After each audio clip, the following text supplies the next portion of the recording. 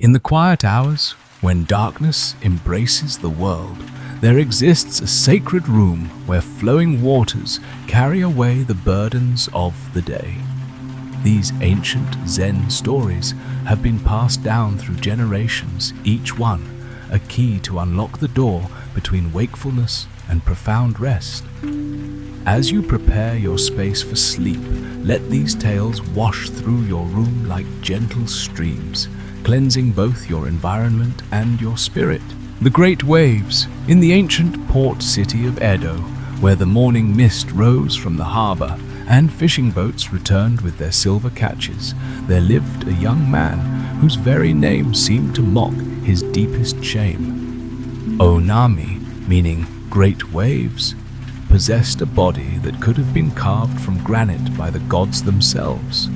His shoulders were broad as temple doors, his arms thick as ancient oak branches, and his legs planted firmly like the pillars that supported the earth. Yet, for all his physical magnificence, Onami carried within his chest a heart that fluttered like a caged sparrow whenever he faced an opponent in formal competition. The wrestling academy where Onami trained buzzed with whispered conversations about their most paradoxical student. During practice sessions, he moved with the fluid power of ocean currents, throwing seasoned wrestlers as easily as autumn leaves caught in a typhoon. His techniques were flawless, his timing impeccable, and his strength seemed to flow from some inexhaustible source deep within the earth itself. Senior students who had dominated the wrestling circles for years found themselves helpless against his relentless advance during training matches. But when the formal competitions arrived, when the ceremonial drums began their rhythmic beating, and crowds gathered to witness contests of strength and skill, Onami transformed into something unrecognizable. His powerful frame would begin to tremble, his breathing would become shallow and rapid, and his legs would seem to lose their connection to the solid ground beneath him. The same opponents he had easily defeated in practice would watch in amazement as this mountain of a man crumbled before their eyes, defeated not by superior technique or strength, but by the invisible enemy that lived within his own mind. The wrestling master who oversaw the academy had watched this pattern repeat itself countless times, and his frustration grew with each passing tournament. Here was a student with the potential to become one of the greatest wrestlers in the history of Japan, yet he consistently failed when it mattered most. Other students began to whisper behind Onami's back, some with cruel amusement, others with genuine sympathy for his plight. The name Great Waves became a source of bitter irony, for while ocean waves possessed unstoppable power and fearless advance, Onami seemed to retreat like the tide whenever faced with real challenge. One evening, after yet another humiliating defeat in competition, Onami wandered through the narrow streets of Edo, his massive form casting long shadows in the flickering light of paper lanterns. His feet carried him without conscious direction past merchant stalls, closing for the night, past homes where families gathered for their evening meals, past temples where monks chanted their evening prayers. The sound of his own footsteps on the wooden walkways seemed to echo his shame each step, a reminder of his failure to live up to his potential. As he walked, Onami found himself standing before the gates of an ancient temple, its weathered wooden structures seeming to glow softly in the moonlight. Something about the peaceful atmosphere of the place called to him, and, without fully understanding why, he pushed open the heavy wooden doors and stepped inside. The interior was dimly lit by oil lamps, and the air was thick with the scent of incense and centuries of prayer. In the main hall, seated in perfect stillness before a golden Buddha statue, was an elderly monk, whose presence seemed to radiate calm like warmth from a winter fire. This was Master Hakuju, though Onami did not yet know his name or reputation. The monk's weathered face was serene, his eyes closed in deep meditation, and his breathing so subtle that he might have been carved from the same wood as the temple walls. Onami approached hesitantly, not wanting to disturb the monk's meditation, but something about the man's presence made him feel that his arrival was neither unexpected nor unwelcome. He knelt quietly nearby, and after several minutes of silence, the monk's eyes opened slowly, fixing upon the young wrestler with a gaze that seemed to see directly into his soul. Without any formal introduction, Onami found himself pouring out the story of his struggles, describing the crushing weight of fear that descended upon him whenever he faced formal competition. He spoke of the countless nights he had lain awake analyzing his failures and promising himself that next time would be different, only to find himself paralyzed once again when the moment of truth arrived. His voice carried the pain of dreams deferred and potential unrealized, of a life lived in the shadow of what might have been. Master Hakuju listened without interruption, his expression showing neither judgment nor pity, but rather the kind of deep compassion that comes from understanding the universal nature of human suffering. When Onami's words finally stopped flowing, the monk sat in contemplative silence for several minutes, as if allowing the young man's story to settle like silt in still water. Finally, Master Hakuju spoke, his voice carrying the gentle authority of someone who had spent decades studying the deepest mysteries of human nature. He told Onami that the problem was not one of technique or strength, for clearly the young man possessed both in abundance. Instead, the issue lay in his fundamental understanding of what he truly was. The monk explained that Onami had been thinking of himself as a wrestler who happened to be afraid, when in reality he needed to understand himself as something far more powerful and elemental. The master's solution was elegantly simple yet profoundly challenging. He instructed Onami to spend the night in the temple meditating in the main hall until dawn. But this was not to be ordinary meditation focused on breathing or emptying the mind. Instead, Onami was to immerse himself completely in the imagery of his own name, to become in his meditation the very waves for which he had been named. As the temple settled into the deep quiet of night, Onami positioned himself before the Buddha statue and began the most important meditation of his life. At first, his mind resisted the exercise, clinging to familiar patterns of worry and self-doubt. But gradually following Master Hakuju's guidance, he began to visualize himself not as a man sitting in a temple, but as water itself, formless and flowing. The transformation began slowly, like the first drops of rain that precede a storm. Onami imagined himself as a small wave lapping against a distant shore, gentle and rhythmic. But as the hours passed and his meditation deepened, the wave began to grow. He felt himself swelling with the power of the tide, gathering strength and momentum as he rolled across vast expanses of ocean. By midnight, Onami was no longer thinking about being waves. He was experiencing himself as wave nature itself. His sense of individual identity began to dissolve like salt in seawater, replaced by something vast and primal. He felt the pull of the moon above the weight of water beneath the endless rhythm of advance and retreat that had continued for millions of years before his birth, and would continue for millions of years after his death. The waves grew larger still, and Onemi's consciousness expanded to encompass their awesome power. These were no longer gentle lapping waves, but towering walls of water that could reshape coastlines and move mountains.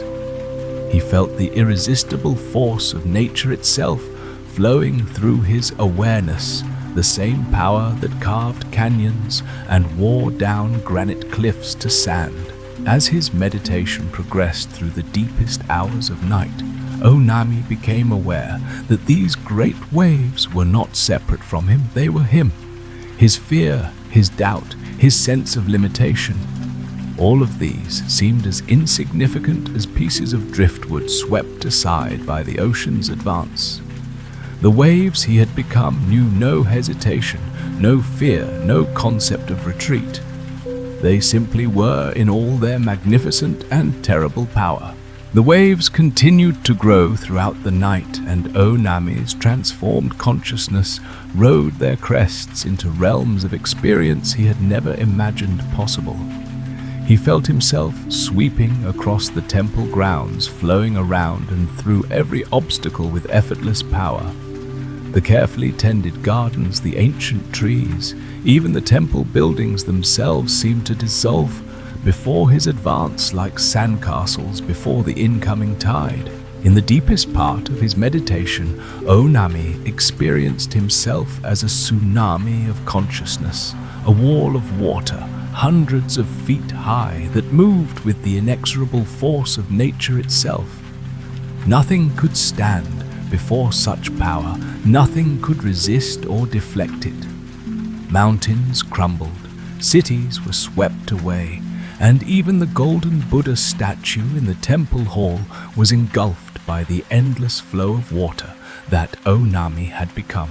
When dawn finally broke, and the first light of morning filtered through the temple windows, Master Hakuju found Onami sitting in perfect stillness, his face wearing an expression of profound peace. The young wrestler's entire bearing had changed overnight. Where once there had been tension and uncertainty, now there was the calm confidence of someone who had touched the source of his own true nature. Onami opened his eyes slowly, and Master Hakuju saw immediately that the transformation was complete. The monk smiled and spoke quietly, telling his student that nothing could disturb him now, for he had become the waves themselves. He would sweep everything before him because he was no longer separate from the power he had always possessed but never fully understood. From that day forward, Onami's wrestling career was transformed as completely as his midnight meditation had transformed his consciousness. When he entered the ring for competition, he no longer saw opponents, but simply obstacles to flow around or through. His movements took on the fluid inevitability of water finding its course, and his attacks came with the relentless power of waves breaking against the shore. The fear that had once paralyzed him was now as impossible as trying to frighten the ocean itself. Onami had discovered that his true nature was not that of a man who wrestled, but of the fundamental force of nature expressing itself through the art of wrestling. He had become the great waves that his name had always proclaimed him to be, and nothing in the world of human competition could stand against such elemental power. The sound of one hand in the ancient mountain monastery of Engaku-ji, where morning mist clung to weathered stone walls, and the sound of temple bells echoed through valleys carved by centuries of wind and rain. There lived a young boy whose hunger for wisdom burned brighter than the oil lamps that illuminated the meditation halls during evening prayers.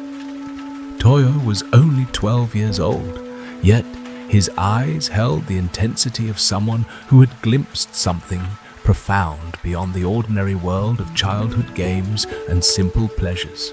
The monastery followed the strict traditions of Zen Buddhism, where teachings were not given freely, like rice distributed to the hungry, but earned through dedication, patience, and the mysterious process of inner transformation that could not be forced or hurried. Most students waited years before their masters deemed them ready for the profound riddles known as koans, those paradoxical questions designed to shatter conventional thinking and open doorways to enlightenment that could not be unlocked through ordinary reasoning. But Toyo possessed an unusual persistence that set him apart from the other young novices. Day after day, he approached his teacher Mokurai with requests that grew more earnest with each passing week.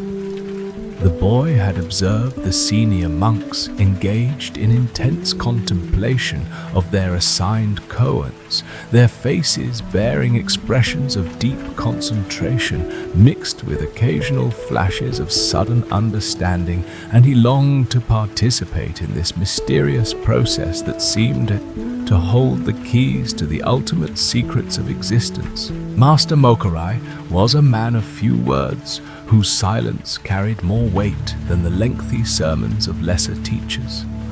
His weathered face bore the marks of decades spent in meditation, and his eyes held the depth of someone who had traveled far beyond the boundaries of ordinary consciousness and returned with treasures that could not be described in conventional language. He had observed young Toyo's eager requests with the patient attention of a gardener watching seeds germinate in prepared soil, waiting for the moment when conditions were perfectly aligned for growth. Finally, recognizing something extraordinary in the boy's determination, Master Mokurai decided to present him with one of the most challenging koans in the entire Zen tradition.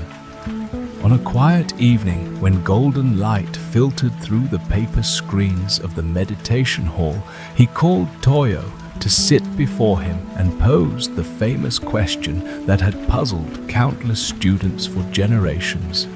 You can hear the sound of two hands when they clap together. Now, show me the sound of one hand. The koan struck Toyo like a physical blow, not because it was frightening, but because it immediately awakened something deep within his consciousness that recognized the profound importance of this challenge. Unlike mathematical problems that could be solved through logical reasoning or philosophical questions that could be answered through careful study of texts, this riddle seemed to point toward something entirely different. A realm of understanding that lay beyond the reach of conventional thinking. Toyo's initial approaches to the koan reflected the natural strategies of an intelligent child attempting to solve what appeared to be an impossible puzzle. He clapped one hand against various surfaces throughout the monastery, listening carefully to the sounds produced when palm met woodstone or fabric. He spent hours in the temple gardens, striking his hand against tree trunks and rocks, hoping to discover some subtle sound that others had overlooked, some acoustic phenomenon that would provide the answer his teacher sought. When these physical experiments failed to satisfy Master Mokurai, Toyo turned his attention to the human activities surrounding him in the monastery. He became fascinated by the music of the geishas who occasionally performed at local festivals, convincing himself that their delicate melodies might represent the elusive sound of one hand. He presented this theory to his teacher with great excitement, only to receive a gentle but firm rejection that sent him back to his contemplation with renewed determination. The seasons changed as Toyo continued his quest, and his approaches became increasingly creative and desperate. He focused on the sound of dripping water, believing that each drop falling from the monastery's roof might represent the singular sound he sought. He studied the sighing of wind through the pine forests that surrounded their mountain retreat, wondering if this natural music might hold the answer to his koan. He even spent nights listening to the crying of owls, convinced that these nocturnal calls might reveal the secret he was seeking. Each attempt brought the same result. Master Mokurai would listen patiently to Toyo's latest theory, consider it with the serious attention due to any sincere effort, and then shake his head with the kind of compassionate rejection that indicated the student was still operating within the wrong framework entirely. The master never provided hints or suggestions about alternative approaches, understanding that the breakthrough Toyo needed could only come from within his own consciousness through a process that could not be guided or controlled from the outside. As months passed, Toyo's fellow students began to watch his struggles with a mixture of admiration and concern. Some were impressed by his persistence in the face of repeated failure, while others worried that his obsession with the seemingly possible koan might be driving him toward some form of mental breakdown. The senior monks, who had worked with their own koans for years, recognized the signs of someone approaching the crucial moment when either breakthrough or abandonment becomes inevitable. The breakthrough came not through any external discovery or clever insight, but through a profound shift in Toyo's entire approach to the problem. After nearly a year of attempting to find the sound of one hand in the world around him, he began to understand that his search had been fundamentally misdirected. The answer he sought was not something that could be found through investigation or analysis, but something that could only be realized through a complete transformation of his relationship to the question itself. During one of his meditation sessions, as autumn leaves fell silently outside the monastery walls, Toyo experienced a moment of profound stillness that seemed to expand beyond the boundaries of his individual consciousness. In that moment of perfect quiet, he suddenly understood that the sound of one hand was not a sound that could be heard with physical ears or understood through mental analysis. Instead, it was the very silence from which all sounds emerge and to which they return the fundamental awareness that perceives all phenomena without being limited by any of them. When Toyo approached Master Mokurai with this realization, he did not attempt to explain or describe what he had discovered. Instead, he simply sat in perfect stillness, allowing the profound silence he had touched to manifest naturally in his presence. The quality of this silence was unmistakable to someone who had experienced it himself, and Master Mokurai recognized immediately that his young student had not merely found an intellectual answer to the koan, but had undergone the kind of fundamental transformation that represents genuine enlightenment. The master's response was simple and direct. "I could collect no more, so I reached the soundless sound." These words acknowledged not only that Toyo had solved the koan, but that he had transcended the very framework within which the question had originally been posed. The sound of one hand was indeed the soundless sound, the profound silence that underlies all manifestation and provides the space within which all experiences arise and pass away. From that moment forward, Toyo's entire relationship to his studies and practice underwent a radical transformation. Where once he had approached his training with the eager intensity of someone seeking to acquire something he lacked, now he moved with the quiet confidence of someone who had discovered his own fundamental nature.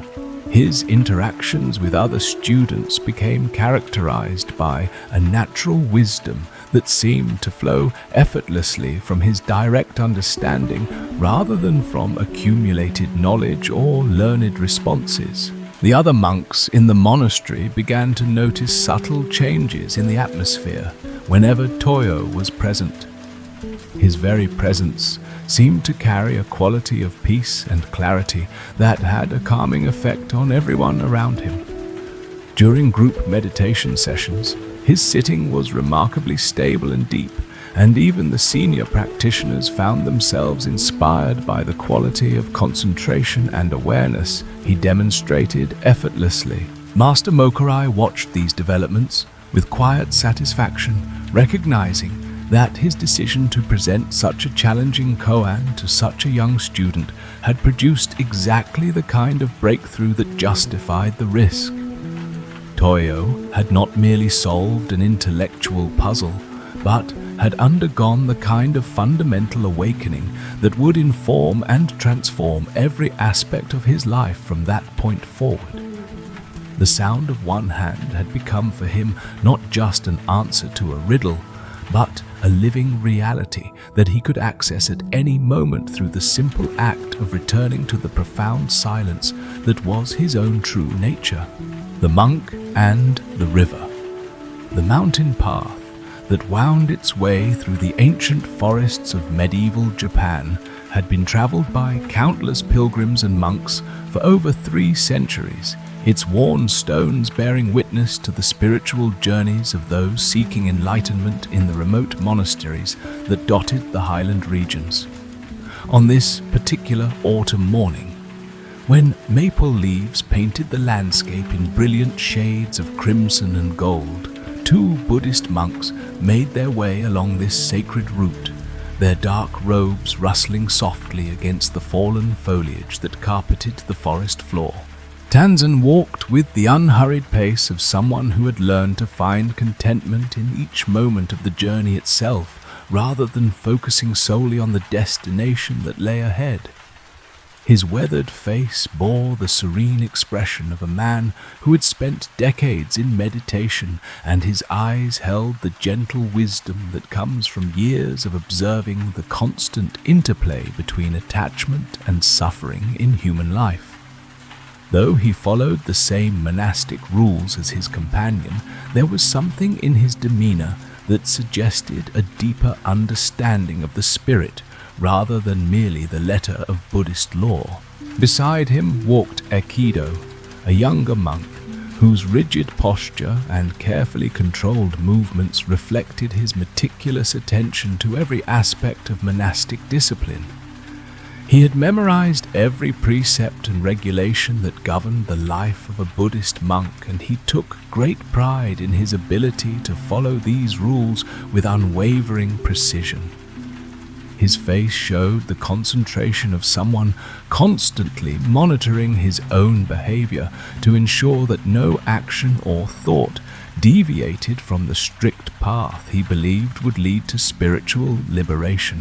The 2 monks had been traveling together for several days, making their way from their home monastery to a distant temple where an important religious ceremony was to be held.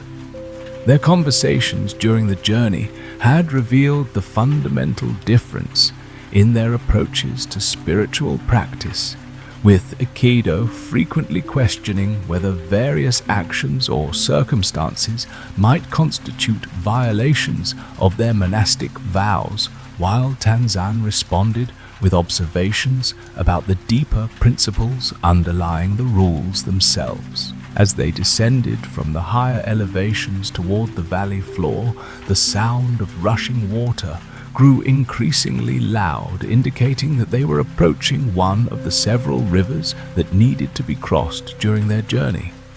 The recent autumn rains had been particularly heavy that year, and reports from other travelers had warned that many of the usual fording places had become dangerous or impassable due to the swollen waters and swift currents. When they reached the riverbank, both monks immediately understood why other pilgrims had spoken of difficulties in this area. The normally placid stream had been transformed into a torrent of muddy water that surged between its banks with frightening power, carrying fallen branches and debris that spoke of the storm's intensity in the mountains above. The wooden bridge that usually provided safe passage had been swept away, leaving only its stone foundations as evidence of its former presence. Standing at the water's edge, looking helplessly at the raging current, was a young woman, dressed in the elegant silk kimono that marked her as a member of the merchant class. Her elaborate hairstyle and carefully applied makeup suggested that she had been traveling to some important social occasion, but now she found herself stranded by circumstances beyond her control. Her delicate wooden sandals and expensive clothing made it clear that she was neither equipped nor prepared for the dangerous river crossing that the current conditions would require. Aikido immediately recognized the implications of the situation and felt a familiar surge of anxiety about the proper course of action. The monastic rules were explicit about monks avoiding physical contact with women, and he had always interpreted this prohibition in the strictest possible terms. In his mind, even offering assistance in such circumstances might constitute a violation of his vows, and he found himself paralyzed by the conflict between basic human compassion and his understanding of religious law. Tanzan, however, approached the situation with characteristic directness and clarity. Without hesitation or internal debate, he walked directly to where the woman stood and offered to carry her across the treacherous waters. His manner was completely natural and unself-conscious, as if helping a fellow human being in distress was simply the obvious response to the circumstances they faced, regardless of any technical considerations about monastic regulations. The woman accepted his offer with grateful relief, clearly recognizing that this monk's assistance might be her only hope of continuing her journey safely. Tanzan lifted her carefully onto his back, ensuring that she would be secure during the crossing, and then began the challenging process of making his way through the rushing water. His years of disciplined physical training served him well as he navigated the treacherous footing and powerful current, maintaining perfect balance despite the additional weight and the constant threat of being swept downstream. Aikido watched this scene unfold with a mixture of admiration for his companion's physical skill and growing horror at what he perceived as a blatant violation of their most fundamental vows. He followed behind at a safe distance, his mind racing with questions about how such an experienced monk could so casually disregard the rules that formed the foundation of their entire way of life. The crossing seemed to take an eternity as he wrestled with his conflicting emotions and tried to understand what he was witnessing. When they reached the far shore, Tanzan set the woman down gently and wished her well on the remainder of her journey. She expressed her heartfelt gratitude for his assistance before continuing on her way, leaving the two monks alone to resume their own pilgrimage. Tanzan immediately returned to his normal walking pace and demeanor, showing no signs of being affected by the incident, as if carrying a stranger across a dangerous river was simply another ordinary event in the course of their travels. For Aikido, however, the incident had created a state of internal turmoil that grew more intense with each passing hour. He found himself unable to focus on anything except the memory of what he had witnessed, replaying the scene over and over in his mind and becoming increasingly agitated by what he perceived as his companion's inexplicable behavior. The image of Tanzan carrying the woman seemed to burn in his consciousness, creating a constant source of distraction and distress. As they continued along the mountain path, Aikido's preoccupation with the morning's events became increasingly obvious. His usual steady pace became erratic. His breathing grew labored despite the relatively easy terrain, and his responses to Tanzan's occasional comments became increasingly brief and distracted. The weight of his moral confusion seemed to grow heavier with each step, creating a burden that was far more difficult to bear than his simple traveling pack. Hours passed in this manner, with Ekido becoming more and more consumed by his internal struggle, while Tanzan maintained his characteristic equanimity and presence of mind.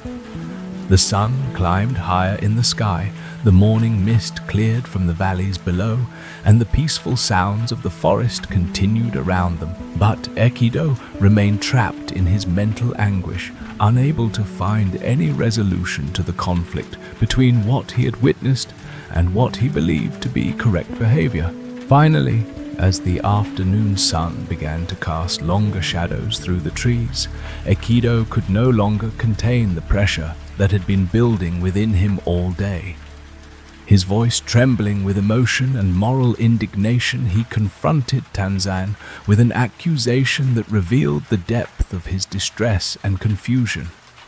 How could an experienced monk, someone who should serve as an example to others, so blatantly violate one of their most sacred vows by touching a woman? Tanzan's response came with the same natural simplicity that had characterized his actions at the river crossing.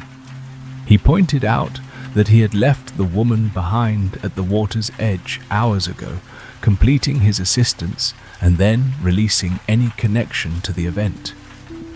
But Ekido, he observed with gentle wisdom, was still carrying her in his mind, allowing the memory to create suffering and distraction long after the actual situation had ended. The profound truth of this observation struck Ekido like a physical blow, forcing him to recognize that his attachment to the rules had created exactly the kind of mental bondage that Buddhist practice was designed to eliminate.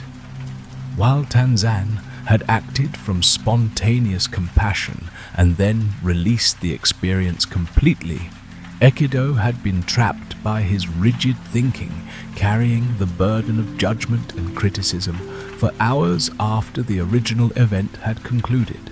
In that moment of recognition, Ekido began to understand the difference between following the spirit of Buddhist teaching and being enslaved by its literal interpretation.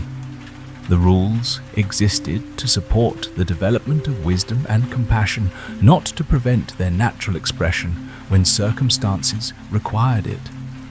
Tanzan had demonstrated the freedom that comes from understanding the deeper purpose of spiritual discipline, while Ekido had shown how attachment to form could actually obstruct the very goals that practice was meant to achieve. The remainder of their journey continued in contemplative silence, with both monks processing the profound teaching that had emerged from such a simple encounter. For Ekido, it marked the beginning of a fundamental shift in his approach to spiritual practice, as he began to understand that true liberation required not just adherence to external rules, but the development of the wisdom to know when compassion might transcend conventional boundaries. The empty boat. In the mountainous region of ancient China, where rivers wound through valleys like silver ribbons and mist clung to the peaks in the early morning hours, there lived a Zen master whose wisdom had drawn students from across the empire. Master Chuang was known not for dramatic teachings or elaborate ceremonies, but for his ability to illuminate profound truths through the simplest observations about daily life. His monastery, perched on a hillside overlooking a broad river valley, served as a beacon for seekers who had grown weary of complex philosophies and yearned for direct understanding. Among his students was a young man named Wei, whose quick temper and reactive nature had created countless difficulties throughout his life. Despite years of meditation practice and sincere effort to cultivate inner peace, Wei found himself constantly disturbed by the actions and words of others. Every perceived slight or inconsiderate behavior would send him into spirals of anger and resentment that could last for days, poisoning his relationships and undermining his spiritual progress. Wei's fellow monks had learned to approach him carefully, knowing that even well-intentioned comments could trigger explosive reactions if they happened to touch upon one of his many sensitive areas. His interactions with visitors to the monastery were similarly strained, as he seemed to interpret neutral statements as personal attacks and innocent mistakes as deliberate provocations. The other students often wondered how someone so dedicated to spiritual practice could remain so thoroughly enslaved by his emotional reactions.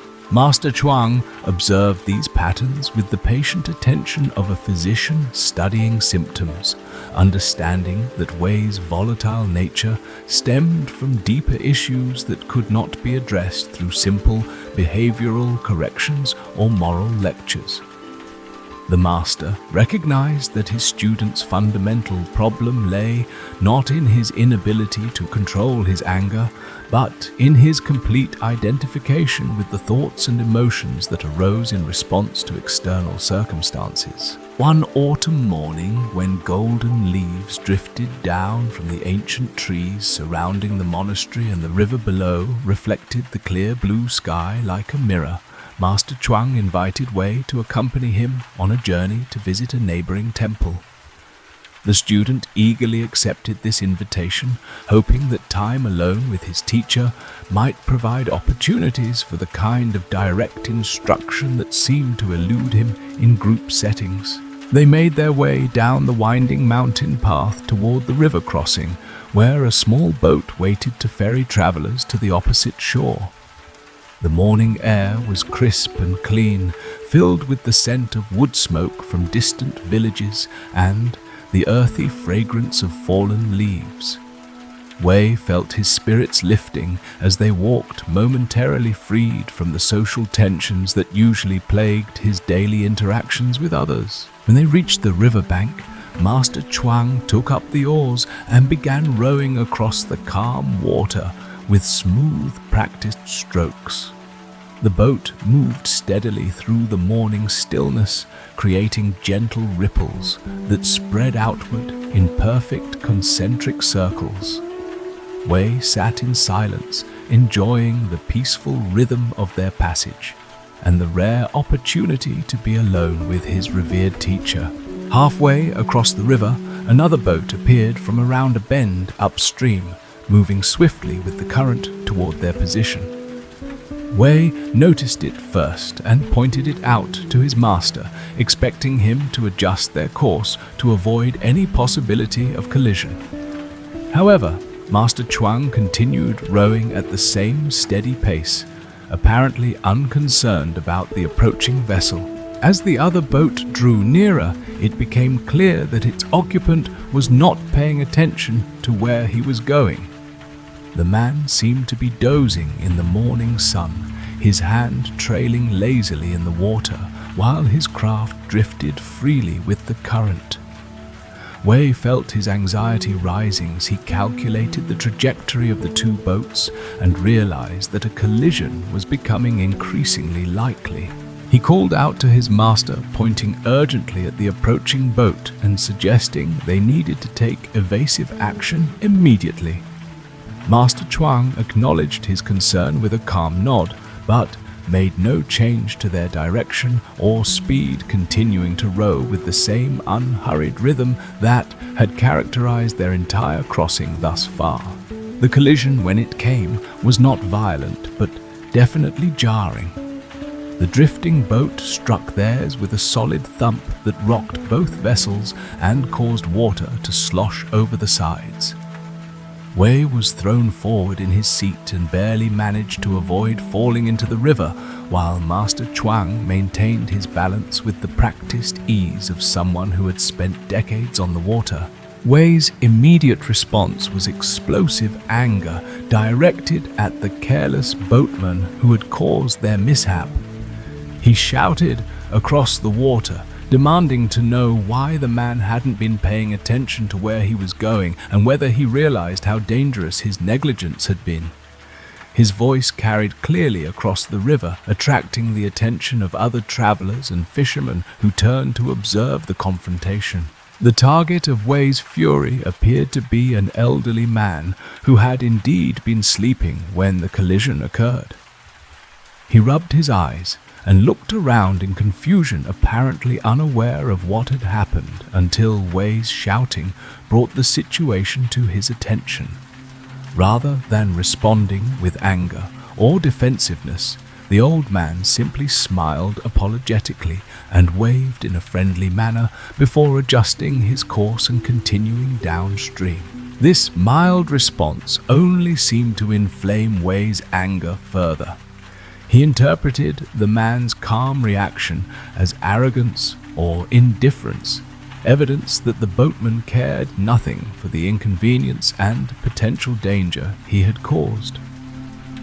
Wei continued his verbal assault, hurling accusations and insults across the widening gap between the boats until the other vessel disappeared around another bend in the river.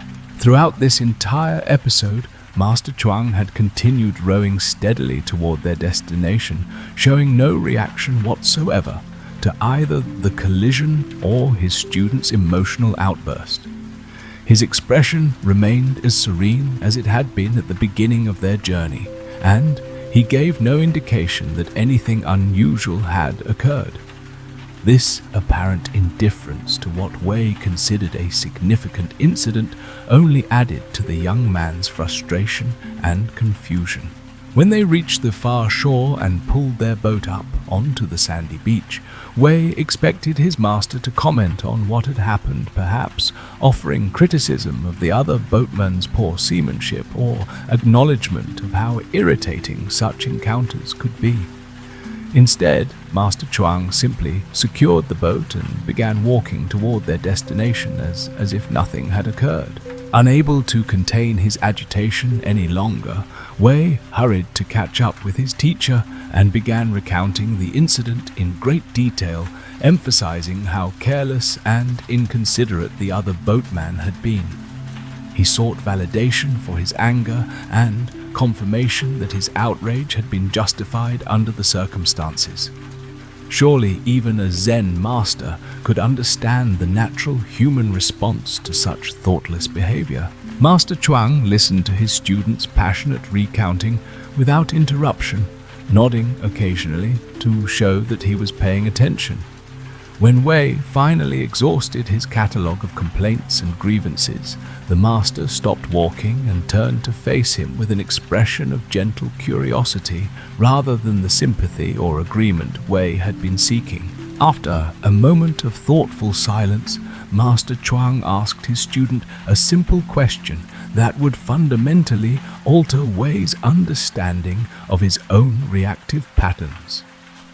He wondered what Wei's response would have been if instead of containing a sleeping boatman, the vessel that had collided with theirs had been completely empty, drifting unmanned with the current. The question struck Wei like a physical blow, forcing him to confront the arbitrary nature of his emotional reactions. He realized immediately that an empty boat drifting into theirs would have been simply an inconvenience to be dealt with practically without any emotional charge or personal offense. There would have been no target for his anger, no one to blame or berate, just a situation requiring a calm and appropriate response. Master Chuang continued his teaching, explaining that the presence or absence of a person in the other boat was ultimately irrelevant to their practical situation. The collision had occurred, some water had splashed into their vessel, and they had needed to adjust their course slightly. These facts remained constant regardless of whether the other boat contained a sleeping man, an inattentive navigator, or no one at all. The master's deeper point began to penetrate Wei's consciousness as he recognized that his anger had been entirely self-generated based on his interpretation of the other person's actions rather than on the actual circumstances they faced. The sleeping boatman had posed no intentional threat and had shown no malicious intent, yet Wei had created an elaborate narrative of offense and victimization that existed nowhere except in his own mind. Master Chuang then delivered the teaching that would become central to Wei's understanding of his own spiritual practice. He explained that if Wei could learn to empty his own boat as he crossed the river of daily life, treating all encounters as interactions with empty vessels rather than personal challenges to his ego, he would find that no one could oppose him and no situation could disturb his fundamental peace. The image of the empty boat became a powerful metaphor for Wei's continued practice, helping him recognize when he was projecting personalities and intentions onto circumstances that were essentially neutral.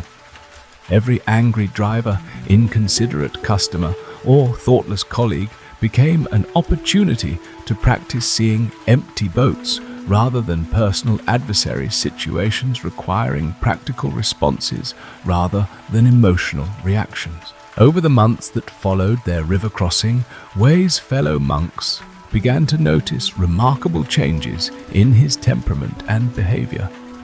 The explosive reactions that had once characterized his interactions became increasingly rare, replaced by a calm responsiveness that seemed to flow naturally from his growing understanding of the empty boat teaching. He began to move through daily life with the same unruffled demeanor that Master Chuang had displayed during their memorable boat collision. The transformation was not immediate or complete, for lifelong patterns of reactivity cannot be eliminated overnight through intellectual understanding alone. Wei still experienced moments of anger and frustration, but now he had a practical tool for examining these emotions and returning to a more balanced perspective. Each incident became an opportunity to practice recognizing empty boats rather than evidence of his spiritual inadequacy. Years later, when Wei had become a teacher himself, he would often share the story of the empty boat with his own students, particularly those who struggled with similar patterns of reactivity and emotional volatility. The teaching had proven to be one of the most practical and immediately applicable insights in the entire Zen tradition, offering a direct method for transforming suffering into wisdom through a simple shift in perspective. The empty boat had taught Wei that freedom comes not from controlling external circumstances, which is ultimately impossible, but from recognizing the emptiness of the boats that appear to threaten our peace, including the boat of our own reactive mind. The Master's tea professor, Nakamura, had spent 37 years climbing the academic ladder at Tokyo Imperial University, accumulating degrees, honors, and recognition that marked him as one of Japan's most distinguished scholars of philosophy and religion. His office walls were lined with leather-bound volumes in multiple languages, testament to his vast learning in Western philosophy, comparative religion, and Buddhist studies. Students revered him for his encyclopedic knowledge, colleagues respected his analytical precision, and academic journals regularly published his meticulously researched papers on the intersection of Eastern and Western thought. Yet, despite all his intellectual achievements, Professor Nakamura found himself increasingly troubled by a growing sense of emptiness that seemed to expand rather than diminish with each new academic success. He had read every major text on enlightenment, analyzed countless treatises on meditation and spiritual development, and could discourse eloquently on the philosophical implications of various contemplative traditions. However, the direct experience of the wisdom these texts described remained as elusive as morning mist, always seeming to dissolve, just as he felt he might grasp it. The professor's frustration had been building for months when a colleague mentioned Master Sengai, an elderly Zen teacher who lived in a small temple on the outskirts of the city. Unlike the famous monastery abbots, who attracted international attention and wrote popular books about Eastern wisdom, Master Sengai maintained the traditional approach of accepting only sincere students who came seeking genuine understanding rather than intellectual stimulation or social prestige. Professor Nakamura's initial reaction to hearing about this obscure teacher was somewhat dismissive. After all, what could an unlettered monk possibly teach someone who had devoted decades to the scholarly study of Buddhism and possessed reading knowledge of Sanskrit, Pali Chinese, and Tibetan texts? However, his academic curiosity eventually overcame his intellectual pride, and he decided to pay a visit to this Master Sengai, if only to satisfy himself that traditional Zen had nothing to offer someone of his educational background. The temple where Master Sengai lived was humble to the point of appearing almost impoverished, a stark contrast to the grand university buildings where Professor Nakamura spent his days, surrounded by marble columns and elaborate architectural details. The wooden structures were weathered but well maintained, and the small garden showed evidence of careful tending despite its simplicity. Everything about the place suggested a life stripped down to essentials, free from the accumulation of possessions that usually accompanied worldly success. Master Sengai himself appeared to be in his 70s, with a face deeply lined by decades of exposure to sun and wind, hands roughened by manual labor, and clothing that was clean but clearly patched and mended multiple times. His manner was courteous but unpretentious, treating his distinguished visitor with the same natural warmth he might show to any guest, without the slightest indication that he was impressed by academic credentials or social position. The professor had prepared extensively for this meeting, formulating sophisticated questions about the relationship between rational analysis and direct insight, the compatibility of scholarly study with meditative practice, and the philosophical implications of various Zen teachings he had encountered in his research. He expected to engage in the kind of intellectual discourse that characterized his academic life, perhaps with the added element of ancient wisdom to make the conversation more interesting than his usual faculty discussions. However, Master Sengai seemed entirely uninterested in philosophical debate or scholarly analysis. Instead, he invited Professor Nakamura to sit on a simple cushion while he prepared tea, using traditional implements that appeared to be quite old and valuable, despite their worn appearance. The master's movements as he cleaned the cups and arranged the implements were deliberate and graceful, suggesting years of practice in this simple ceremony. Professor Nakamura felt somewhat impatient with these preliminaries, eager to begin the serious discussion he had come for, but politeness required that he wait until his host was ready. He used the time to formulate his opening questions more precisely, mentally reviewing the key points he wanted to explore about the nature of enlightenment and the most effective methods for achieving the direct realization that had thus far eluded his scholarly approach.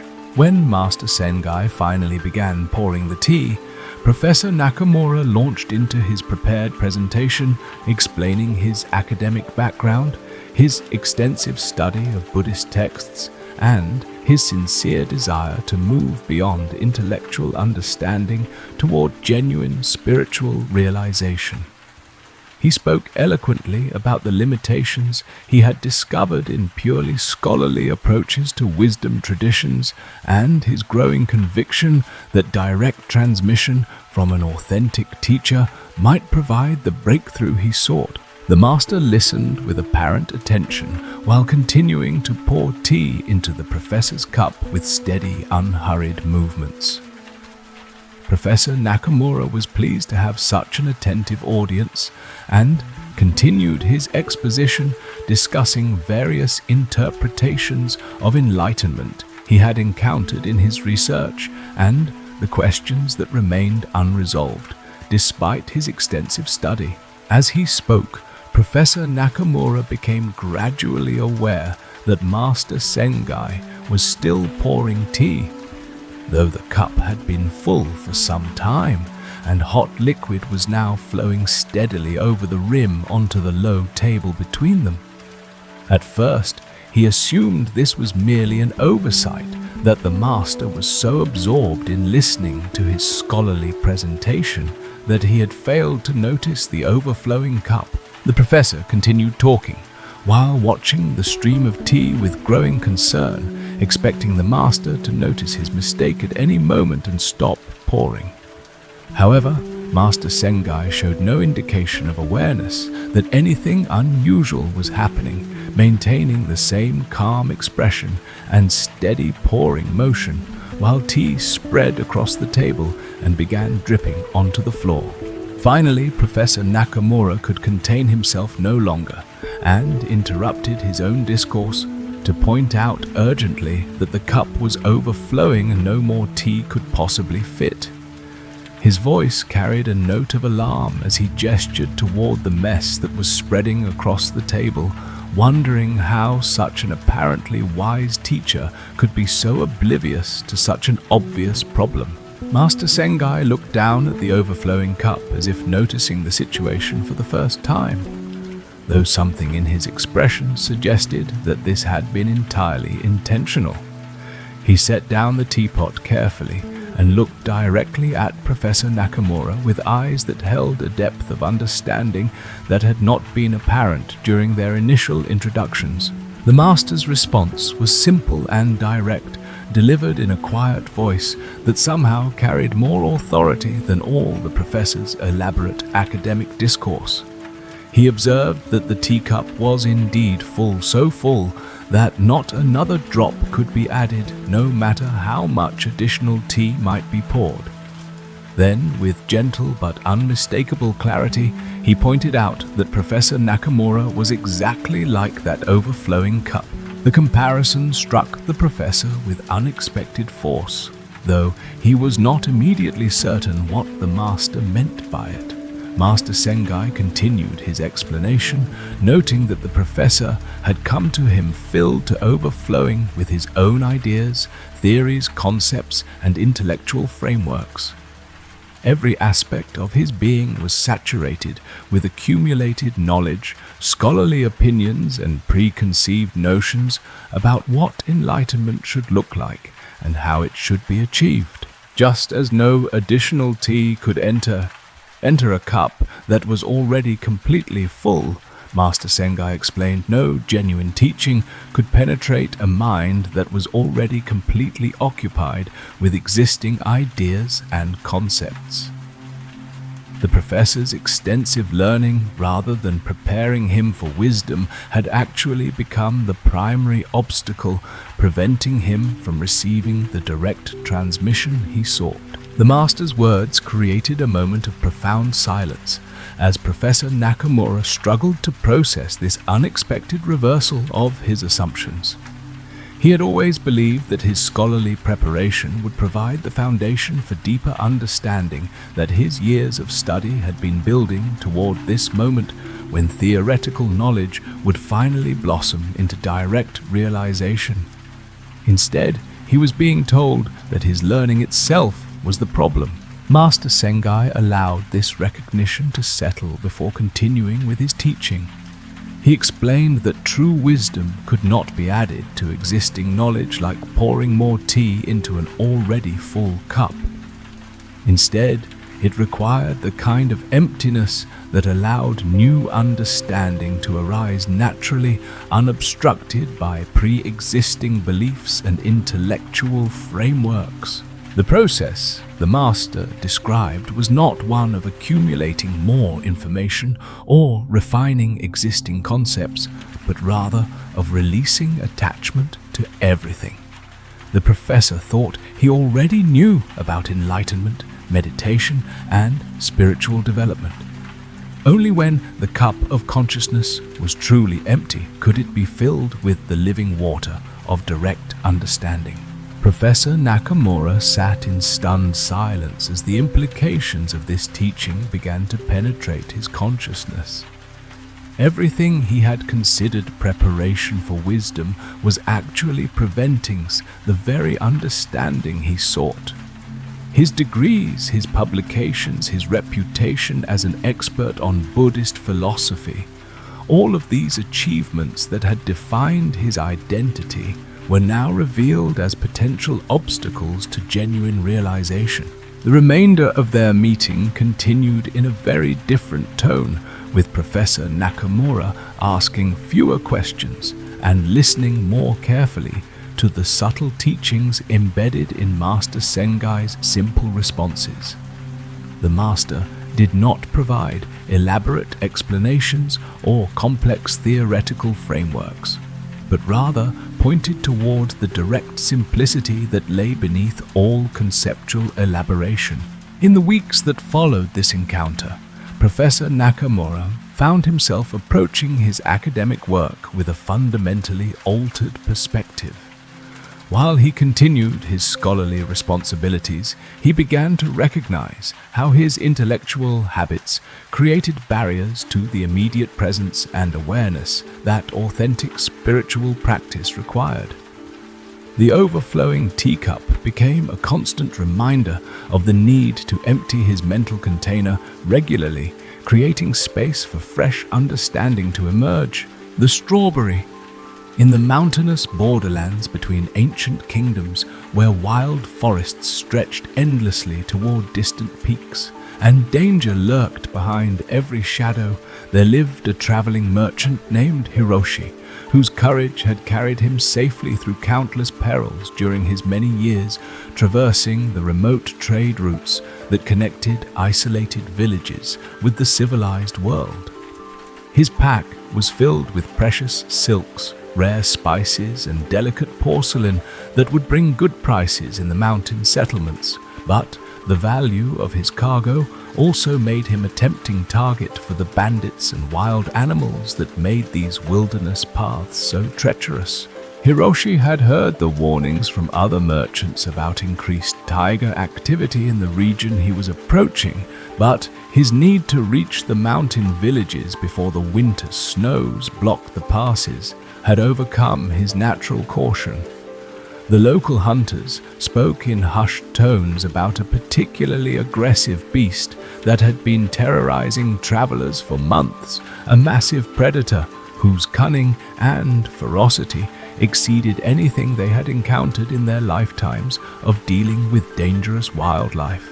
The morning that would change everything began like countless others during his journey with Hiroshi, rising before dawn to take advantage of the cooler temperatures and longer shadows that would provide some protection from both the heat and the prying eyes of potential threats. His pack was carefully balanced and secured, his walking staff was within easy reach, and his small emergency supplies were distributed in various pockets to ensure that losing his main pack would not leave him completely helpless. As he made his way along the narrow mountain trail, Hiroshi felt the familiar mixture of alertness and confidence that had served him well throughout his career as a traveling merchant. The forest around him was alive with the normal sounds of birds and small animals going about their daily activities, and nothing in the peaceful morning atmosphere suggested that this day would be any different from the dozens of others he had experienced during this particular journey. The first indication of danger came as a subtle change in the quality of silence that seemed to spread through the forest like ripples on a pond. The birds stopped singing, small animals ceased their rustling in the underbrush, and even the insects seemed to pause in their constant buzzing and chirping. Hiroshi recognized this ominous quiet immediately, having encountered it before when predators were moving through an area, and he began scanning the surrounding vegetation for signs of whatever was causing the forest to hold its breath. The tiger appeared with shocking suddenness, emerging from behind a massive boulder that Hiroshi had passed just moments earlier. The creature was even larger and more intimidating than the stories had suggested, its orange and black striped coat rippling with muscles that spoke of incredible power and speed. Its yellow eyes fixed on Hiroshi with the unwavering focus of a predator that had selected its target and was calculating the most efficient method of attack. Hiroshi's response was immediate and instinctive, born of years of experience in dangerous situations and countless hours of imagining how he might react if faced with exactly this scenario. He dropped his heavy pack to gain speed and mobility, knowing that the valuable goods it contained were worthless if he did not survive to sell them. His legs carried him down the trail at a pace he had not achieved since his youth, while behind him the sounds of pursuit grew steadily louder and more terrifying. The tiger's roar seemed to shake the very mountains as it began its chase, a sound of such primal ferocity that it sent waves of panic through every fiber of Hiroshi's being. He could hear the powerful paws striking the ground behind him with a rhythm that suggested the beast was gaining despite his desperate efforts to maintain distance. The merchant's lungs burned as he pushed himself beyond his normal limits, but he knew that stopping or even slowing would mean certain death.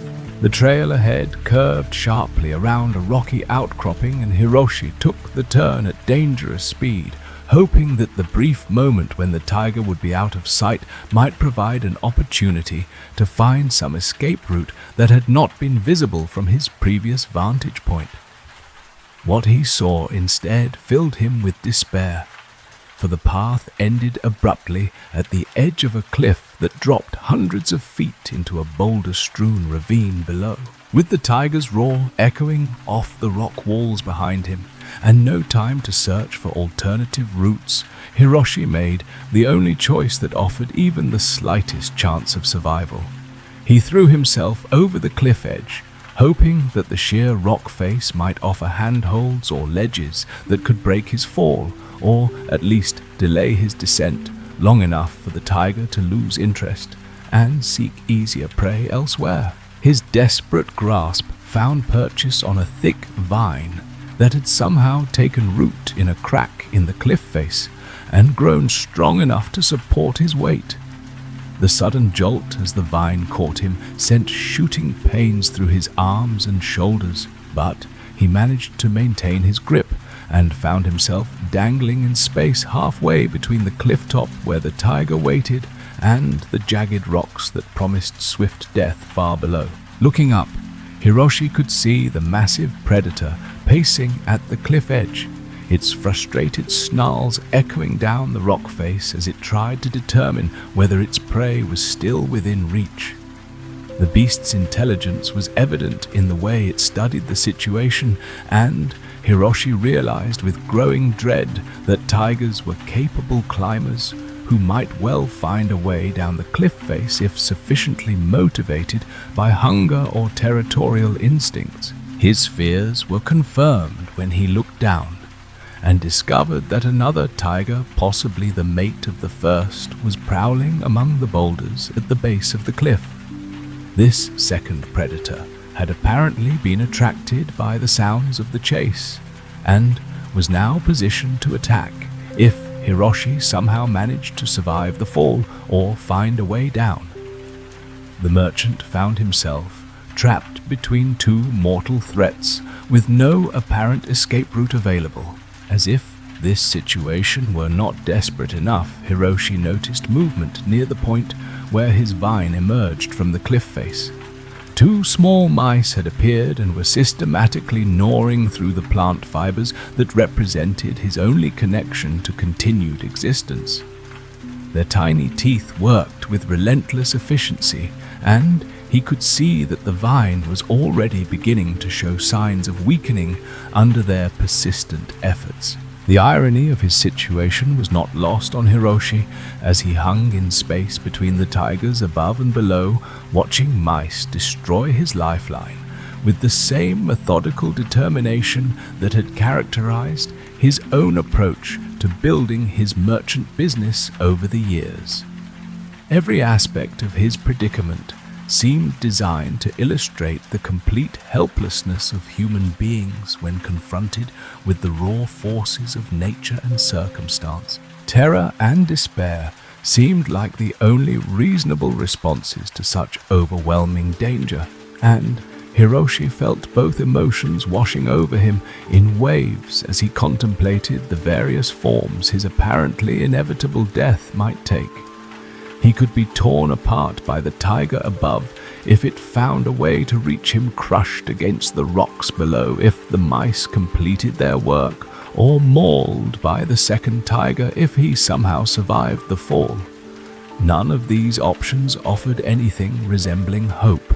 Yet, in the midst of this paralyzing fear, something extraordinary happened that would transform not only Hiroshi's remaining moments, but his entire understanding of what it meant to be alive in an uncertain and dangerous world.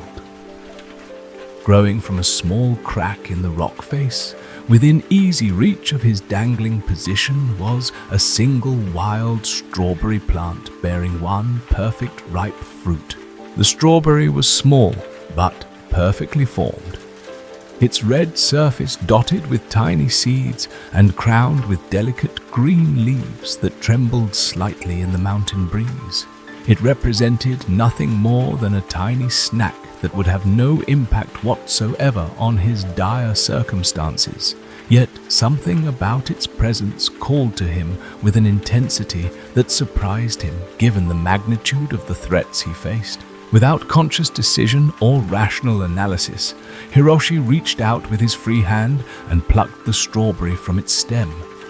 The simple act of grasping something beautiful and life-giving in the midst of mortal danger created a moment of profound stillness that seemed to exist outside the normal flow of time and circumstance.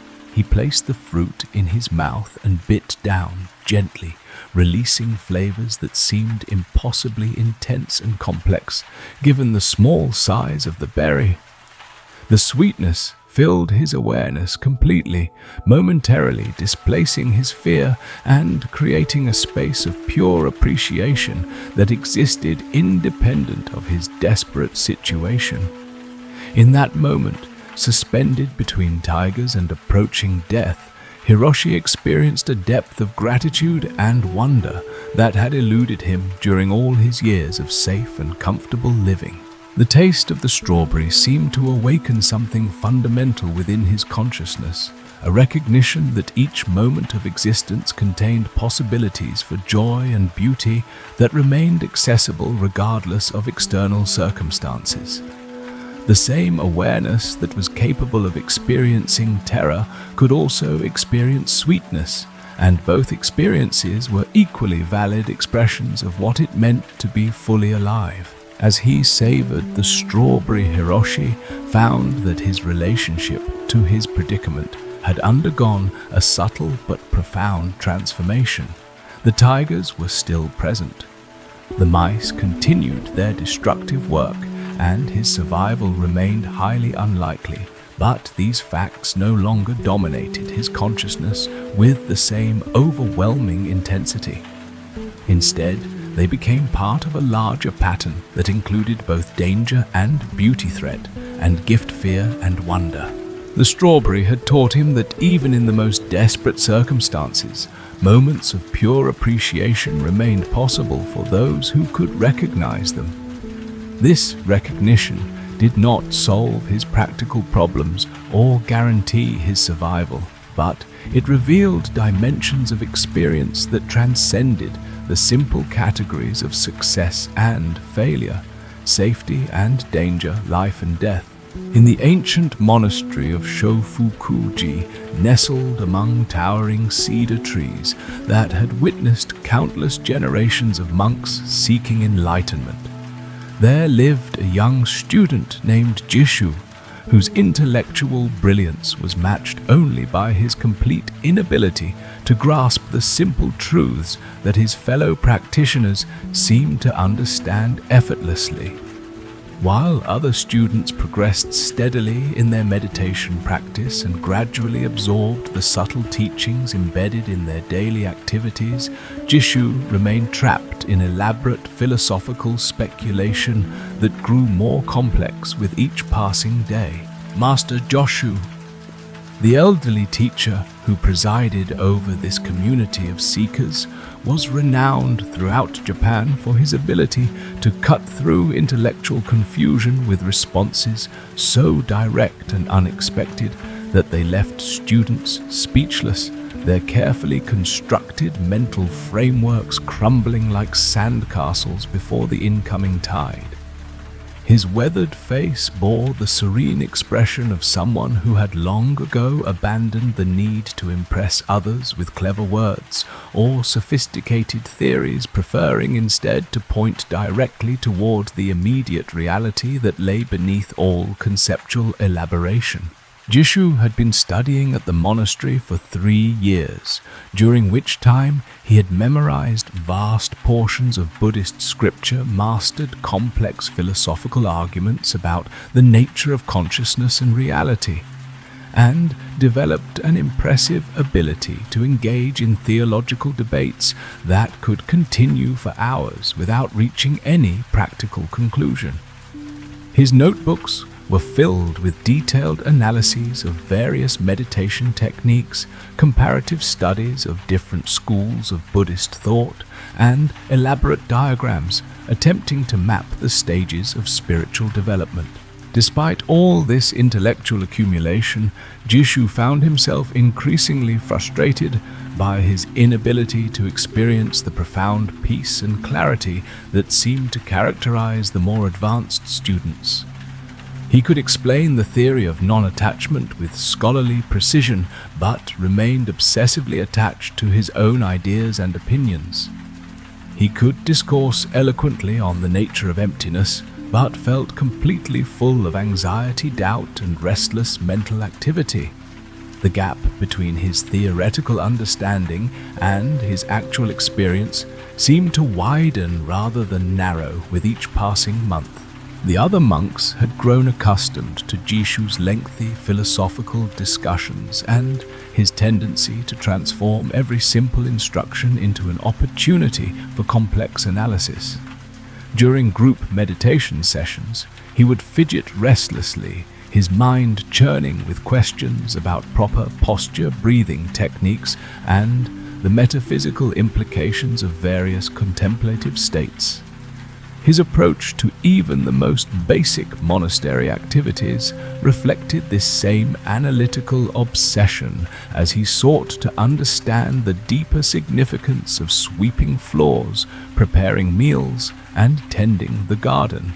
Master Joshu observed these patterns with the patient attention of a skilled physician studying symptoms, recognizing that Jishu's fundamental problem lay not in any lack of sincerity or effort, but in his complete misunderstanding of what spiritual practice actually involved.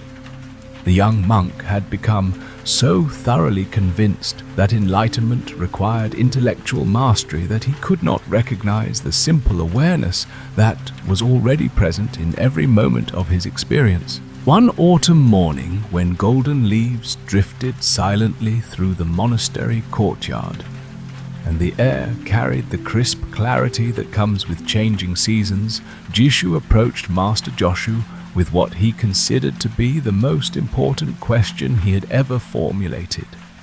He had spent weeks preparing this inquiry, researching various traditional answers and anticipating possible responses, so that he would be ready to engage in the kind of profound philosophical dialogue he believed would finally unlock the mysteries of enlightenment.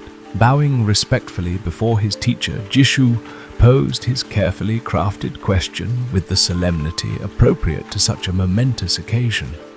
He asked Master Joshu to explain the ultimate nature of Buddha, seeking a definitive answer that would resolve all the theoretical confusion that had been plaguing his studies and provide the foundation for genuine spiritual progress.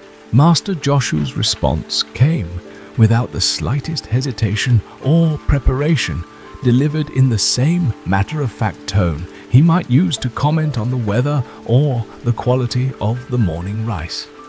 He simply stated that Buddha was 3 pounds of flax, then returned his attention to the simple task he had been performing when Jishu approached.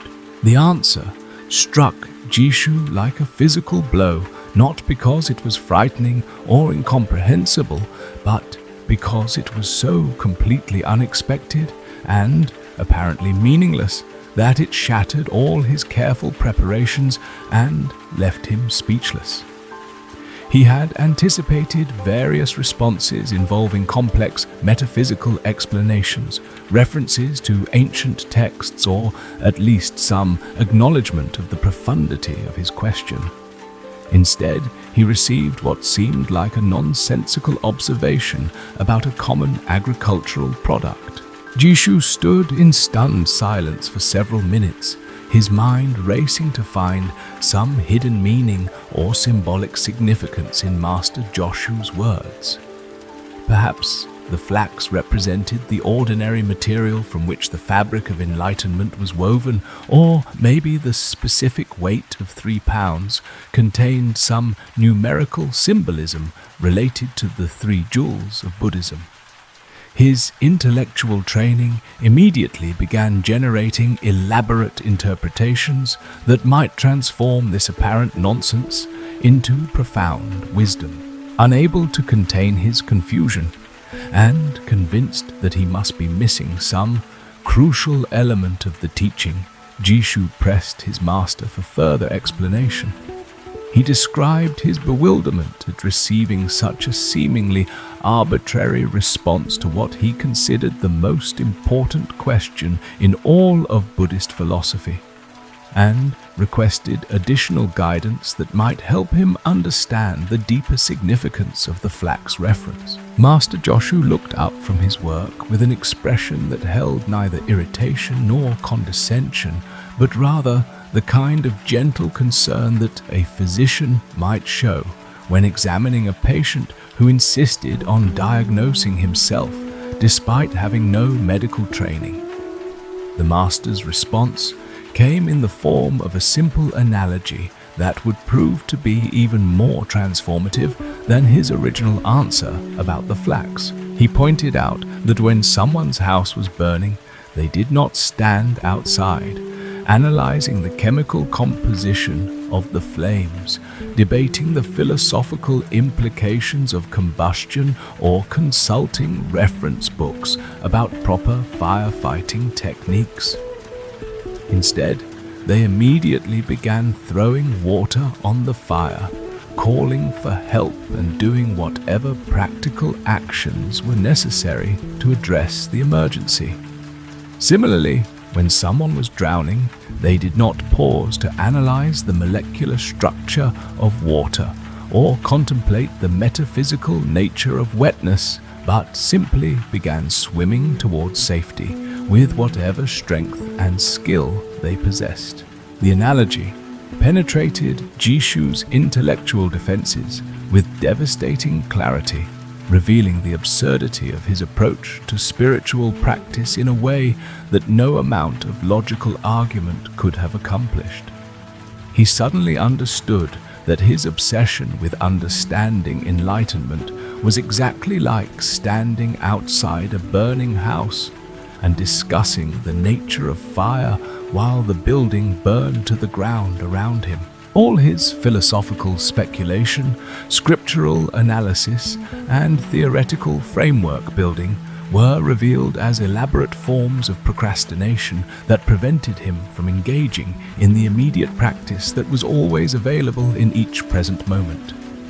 He had been so focused on understanding consciousness that he had forgotten to simply be conscious, so concerned with analyzing awareness that he had lost touch with the awareness that was analyzing. Master Joshu's teaching continued as he explained that Buddha was not a concept to be understood or a state to be achieved, but simply the immediate reality of aware presence that was already functioning perfectly in this very moment. The 3 pounds of flax were no less an expression of this Buddha nature than the most elaborate golden statues or profound philosophical treatises, because the same awareness that could contemplate ultimate reality was equally present in recognizing ordinary hemp fiber.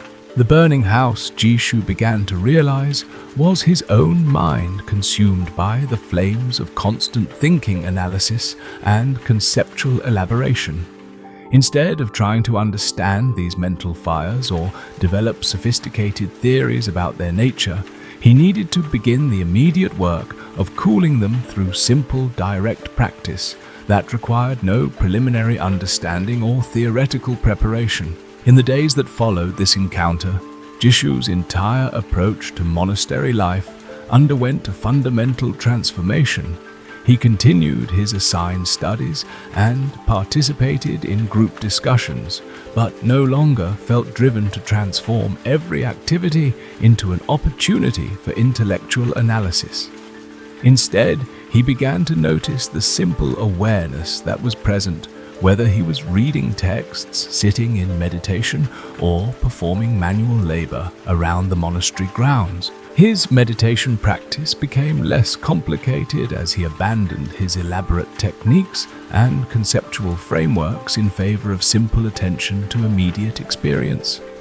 When thoughts arose, he no longer felt compelled to analyze their content or meaning, but simply noticed them as temporary phenomena arising and passing away within the same awareness that noticed everything else. The other monks began to observe subtle changes in Jishu's demeanor and interactions, noting a quality of naturalness and ease that had been absent during his years of intense intellectual striving. His questions became simpler and more practical, focused on immediate aspects of practice rather than abstract philosophical speculation. Master Joshu watched these developments with quiet satisfaction, recognizing that his student had finally begun to understand the difference between thinking about enlightenment and actually engaging in the moment-to-moment practice that allows awakened awareness to function naturally. The burning house had been extinguished not through understanding fire, but through the immediate application of cooling water in the form of simple direct attention to what was already present. Months later, when other students approached Jishu with complex philosophical questions, similar to those that had once consumed his own attention, he found himself responding with the same kind of practical directness that Master Joshu had demonstrated. Rather than engaging in elaborate theoretical discussions, he would point toward immediate experience and encourage direct investigation rather than conceptual analysis. The 3 pounds of flax had become for Jishu a constant reminder that Buddha nature was not hidden in some remote philosophical realm, but was completely present in every ordinary moment and mundane object. Enlightenment was not something to be achieved through accumulating understanding, but something to be recognized in the simple awareness that was already functioning perfectly in reading these very words, breathing this very breath and experiencing this very moment exactly as it was. The moon in the water. In a remote mountain monastery, where ancient pines whispered secrets to the wind and stone pathways had been worn smooth by centuries of contemplative footsteps, there lived a young monk named Dogen, whose restless spirit yearned for the profound understanding that seemed to elude him despite years of dedicated practice. The monastery of Aihaiji, perched on a cliff overlooking a valley shrouded in perpetual mist, had been his home since childhood. Yet he felt no closer to enlightenment than on the day he first arrived as a frightened orphan seeking refuge from the world's cruelties. Dogen's daily routine followed the ancient rhythms established by countless generations of monks before him.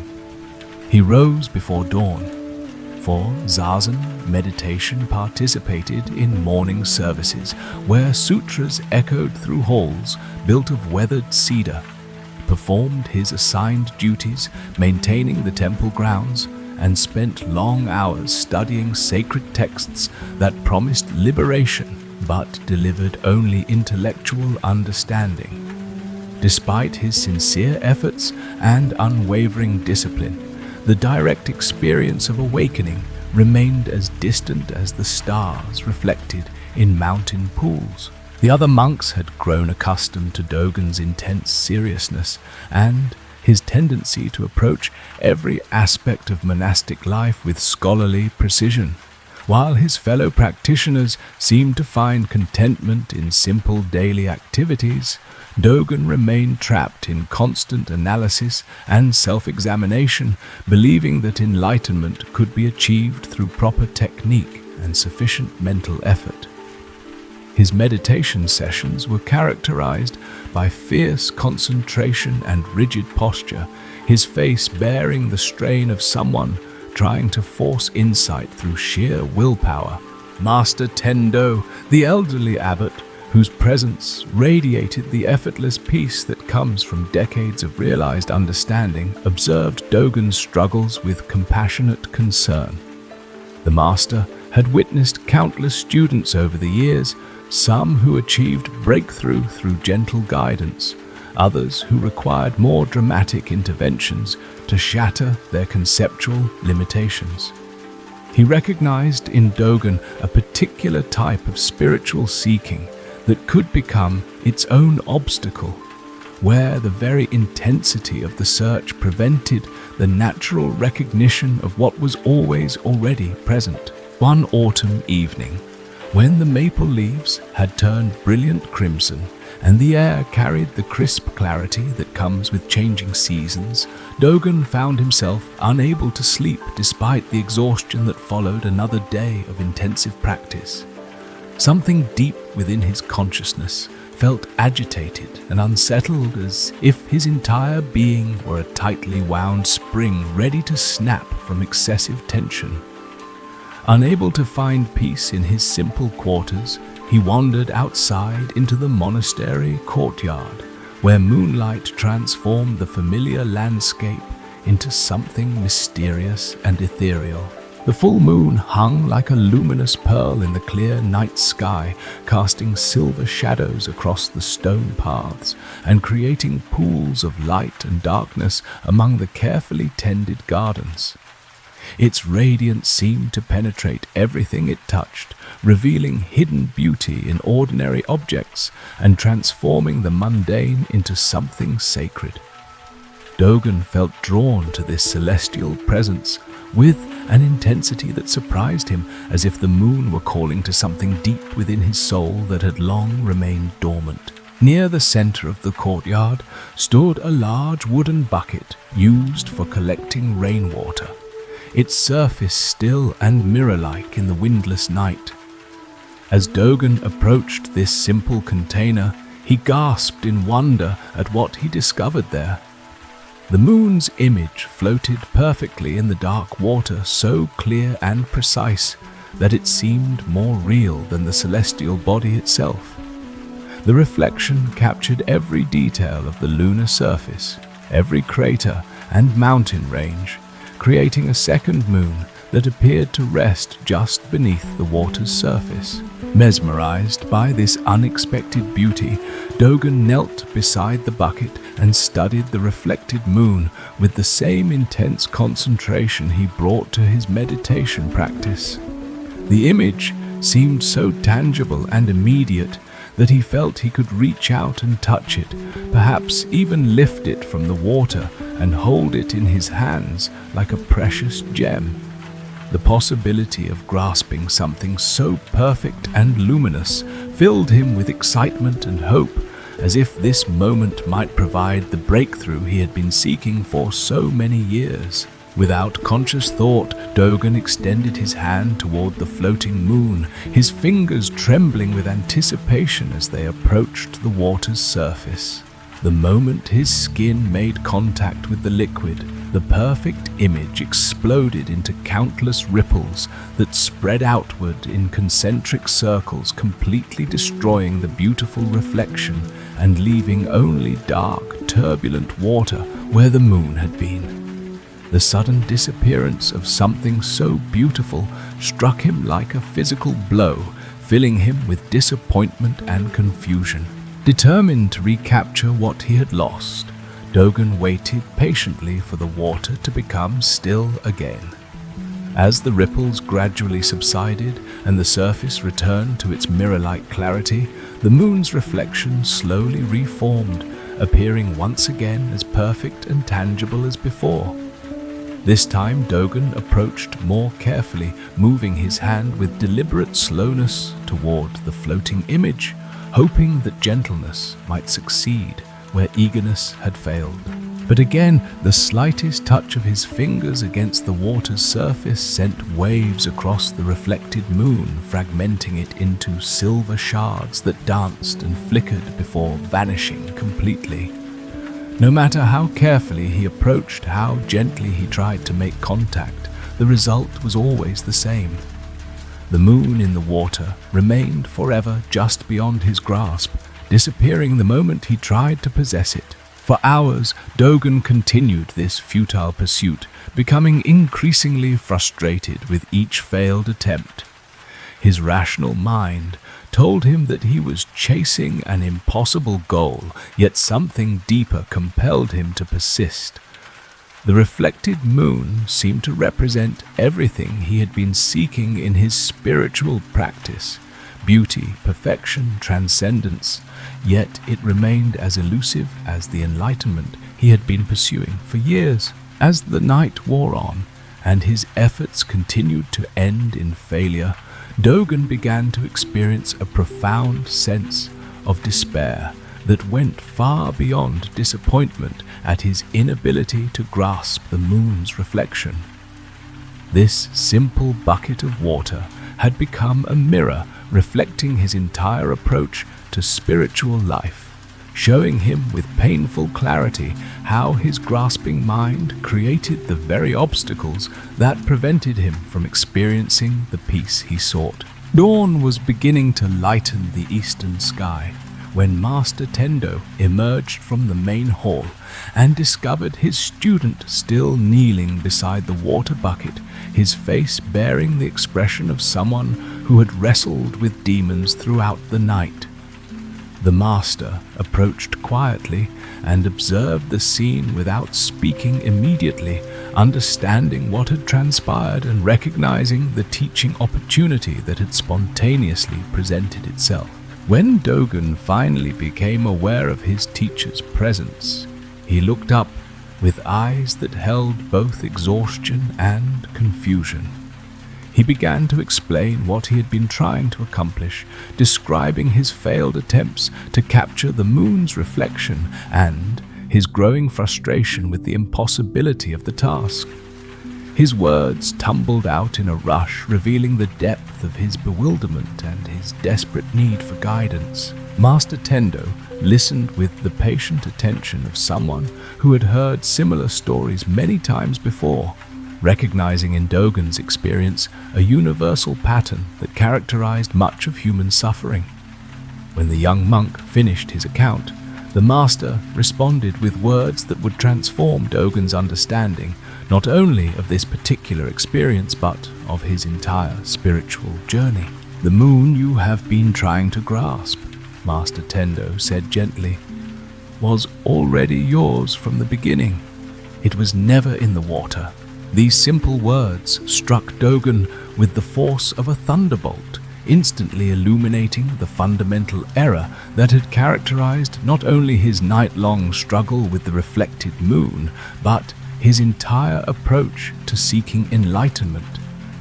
He suddenly understood that he had been chasing an illusion, mistaking the reflection for the reality, pursuing an image of awakening rather than recognizing the awareness that was already present and complete. The true moon shone serenely overhead, unchanged by the drama that had unfolded around its reflection.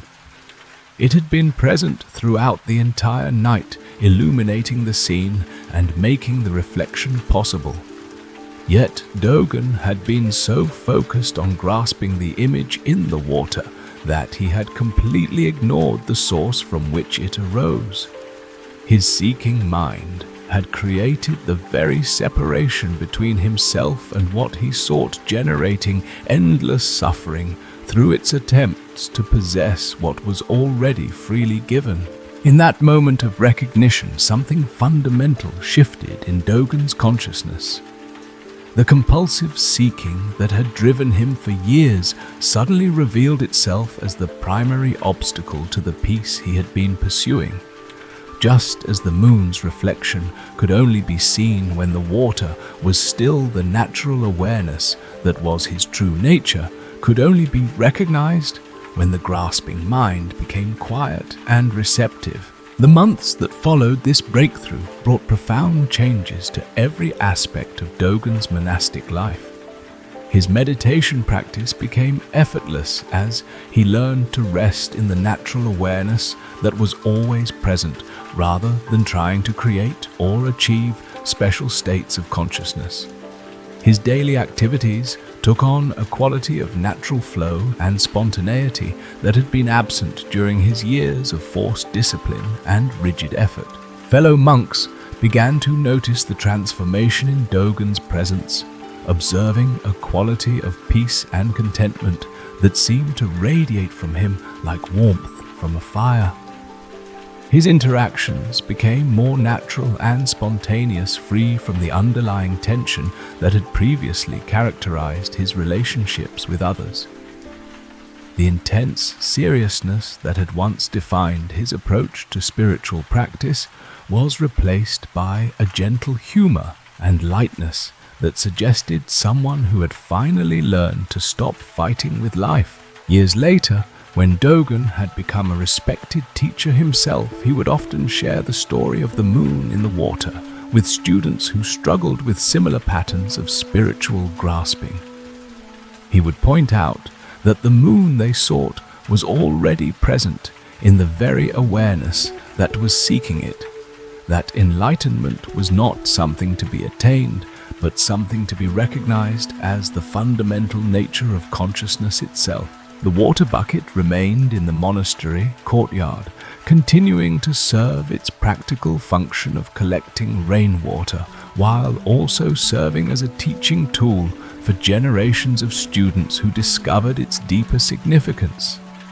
On clear nights, when the moon was visible, monks would sometimes gather around the bucket to contemplate the reflection and remember Dogen's teaching about the difference between grasping at images and recognizing the source from which all appearances arise.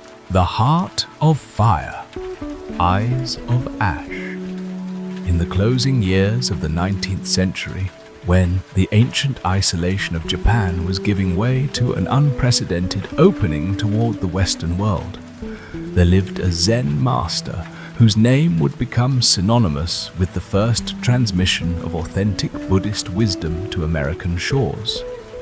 Soyen Shaku possessed a remarkable combination of traditional spiritual depth and progressive vision that enabled him to serve as a bridge between two vastly different cultures, carrying the timeless teachings of his ancestors into a modern world hungry for meaning but skeptical of anything that could not be measured or explained through rational analysis.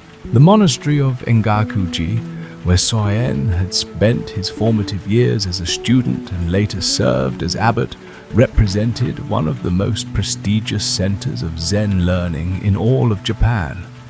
Its ancient halls had witnessed the training of countless masters over the centuries, and its traditions stretched back to the very foundations of Japanese Buddhism. Yet Soyen understood that the preservation of authentic Dharma required not rigid adherence to external forms, but the willingness to express eternal truths in whatever language and cultural context would allow them to be most effectively transmitted. When the invitation arrived from the World Parliament of Religions in Chicago, requesting that he represent Buddhism at this unprecedented gathering of spiritual leaders from around the globe, Soyen recognized both an extraordinary opportunity and a formidable challenge. No Zen master had ever attempted to communicate the essence of Buddhist realization to Western audiences who possessed no background in meditation practice and whose entire worldview was shaped by materialistic assumptions that seemed fundamentally incompatible with contemplative wisdom. The preparation for this historic journey required not only mastering sufficient English to communicate effectively, but also developing new ways of expressing teachings that had traditionally been transmitted through direct experience rather than intellectual explanation. Soyen spent months studying Western philosophy and psychology, seeking to understand the mental frameworks through which his American audiences would interpret whatever he shared with them. His students at Engaku-ji watched with fascination as their master underwent this unprecedented preparation, observing him practice English pronunciation with the same meticulous attention he brought to formal meditation sessions. They were particularly intrigued by his approach to this linguistic challenge, which seemed to exemplify a teaching principle he had often emphasized: the importance of adapting skillful means to meet the needs of specific circumstances while never compromising the essential integrity of the Dharma being transmitted. The ocean voyage to America provided Soyen with extended periods of solitude that allowed him to deepen his contemplation of how universal spiritual principles might be communicated across the vast cultural divide he was preparing to bridge.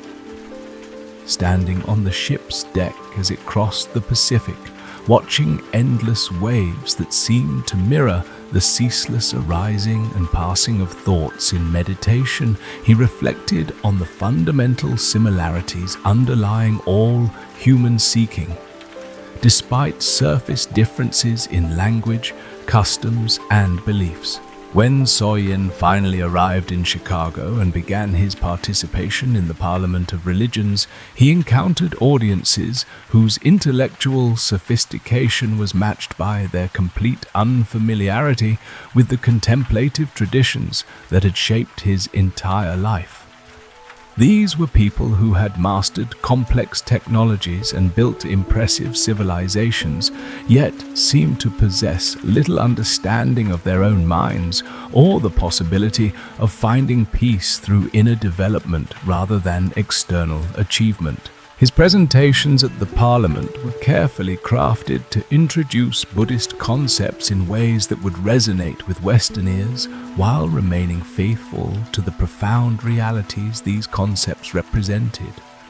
He spoke of meditation not as an exotic Eastern practice, but as a practical method for understanding the nature of consciousness that was available to anyone willing to investigate their own experience with sufficient patience and precision. The response to his teachings exceeded his most optimistic expectations, with many attendees expressing genuine interest in learning more about Buddhist practice and philosophy. Yet Soyen also recognized that intellectual appreciation, however sincere, was far different from the kind of existential commitment required for authentic spiritual transformation. The challenge was not simply to inform Western minds about Buddhist ideas, but to plant seeds of actual realization that might eventually blossom into direct understanding. Following the Parliament, Soyen accepted invitations to remain in America for an extended period, traveling to various cities and meeting with individuals who had been inspired by his presentations to explore Buddhist practice more deeply. These encounters revealed both the tremendous hunger for spiritual meaning that existed beneath the surface prosperity of American society and the unique obstacles that Western conditioning created for those attempting to engage in contemplative disciplines.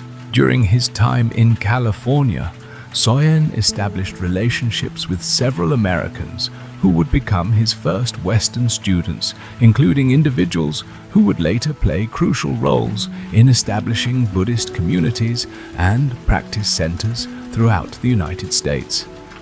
These pioneer practitioners faced the challenging task of adapting traditional forms of meditation and study to cultural circumstances that had never before supported such activities. The daily practice that sustained Soyen throughout this demanding period of cultural translation and adaptation was encapsulated in a teaching he would often share with both Eastern and Western students. "My heart burns like fire, but my eyes are as cold as dead ashes." This paradoxical statement pointed toward a fundamental principle that governed his approach to both spiritual practice and compassionate engagement with the world.